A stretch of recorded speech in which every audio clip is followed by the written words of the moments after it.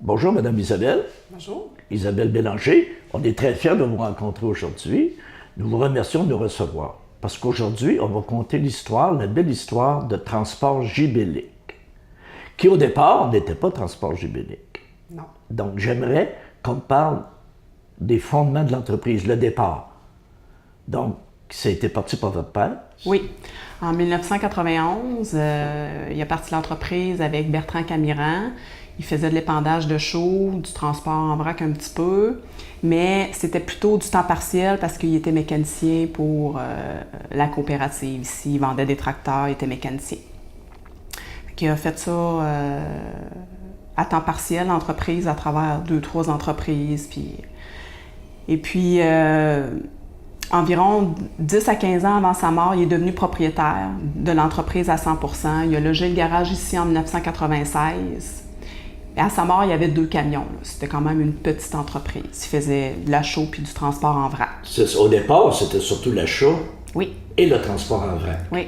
Puis, pas beaucoup de camions, comme vous avez mentionné. Là. Non.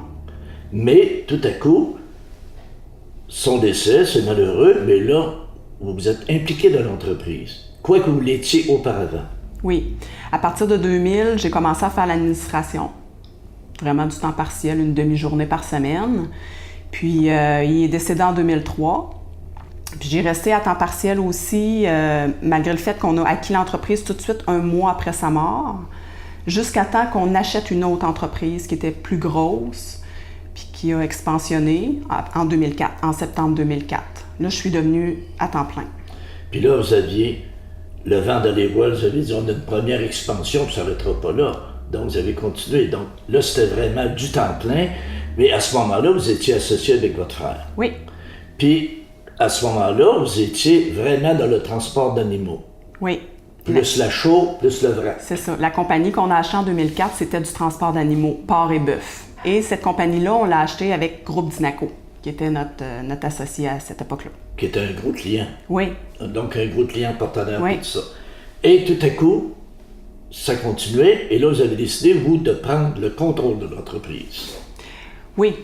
Bien, mon frère a décidé de se retirer. Il avait envie de nouveaux défis puis tout ça. Fait qu'en 2015, il a vendu. Et puis en 2016, Dinaco aussi a vendu. Je suis devenue propriétaire à 100% de l'entreprise à partir de décembre 2016. Là, vous êtes vraiment dans le siège du conducteur. Oui. Donc, la croissance est toujours là. Oui. Puis l'expansion, on va y revenir dans le 3e épisode, l'expansion va toujours être là. Présentement, l'entreprise, combien d'employés? On est 15.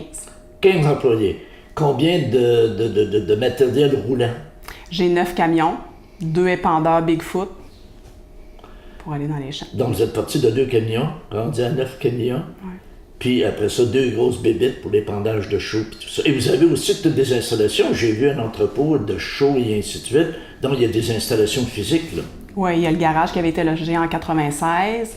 Nous, quand on a fusionné Levasseur et Transport Saint-Jean, on a fait une entreprise en 2008. On avait logé la station de lavage pour la biosécurité, laver les remorques entre chaque transport en 2010. Puis l'entrepôt à chaux est ici dans le parc industriel depuis 2006. Puis on a acquis du terrain aussi au fil des années. Donc il y a de la place pour l'expansion encore. Oui. Mais il y a un danger à l'occasion, quand un de nos gros clients est un partenaire ou un actionnaire, de le racheter. Il faut que tu t'assures de continuer à avoir la relation d'affaires. Et ça, à ce niveau-là, il n'y a pas de problème. Non, ça va bien. Ça va bien. C'est sûr que Dinaco était mon principal client en 2016 quand j'ai racheté leur action. On s'est entendu pour des contrats de transport ensemble. On offre le service. En fait, puis la relation d'affaires va vraiment bien. J'ai d'autres clients que Groupe Dinaco. J'ai des producteurs de porc assez gros privés qui sont seuls dans leur business, que c'est mes clients. J'ai Agrimarché sur le territoire qui est mon client. Fait que ça l'a développé comme ça. Mais est-ce qu'éventuellement, il ne pourrait pas y avoir, je ne sais pas, du transport de d'autres sortes d'animaux? Bien, on fait du bœuf aussi. Okay. Pour le moment, c'est bœuf. On va aux encans les lundis, mercredis. Le porc, ça pourrait être une éventualité. Éventuellement, OK. Donc, aujourd'hui, on a vu le passé de Gibellic. Donc, on voit que c'est une entreprise stable, qu'il y a des bonnes assises, puis tout ça. La semaine prochaine, on va voir Gibellic maintenant au présent. Qu'est-ce que ça fait, les différents secteurs d'activité, et les croissances par secteur d'activité. À la semaine prochaine.